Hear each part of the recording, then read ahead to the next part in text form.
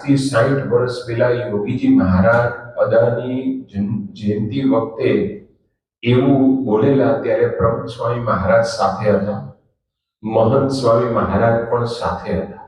યોગીજી મહારાજે કહ્યું કે આ બે મહાપુરુષ છે, પ્રમુખ સ્વામી મહારાજ અને મહંત સ્વામી મહારાજ. પછી આગળ કહે છે કે એમનો સમાગમ એટલે મહારાજનો સમાગમ.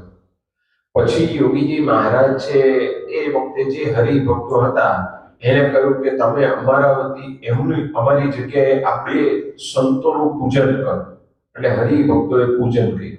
આ પ્રસંગ બનેલો એ વખતે મહંત સ્વામી મહારાજની ઉંમર હતી 32 વર્ષની. ત્યારે યોગીજી મહારાજે આ મહિમા કીધેલો.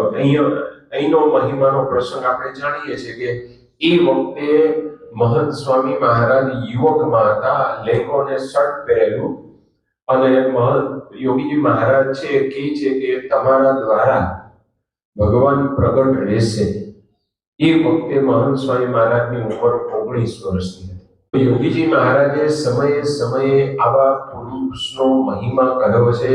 Please like, share and subscribe Kare Sacred Echoes को.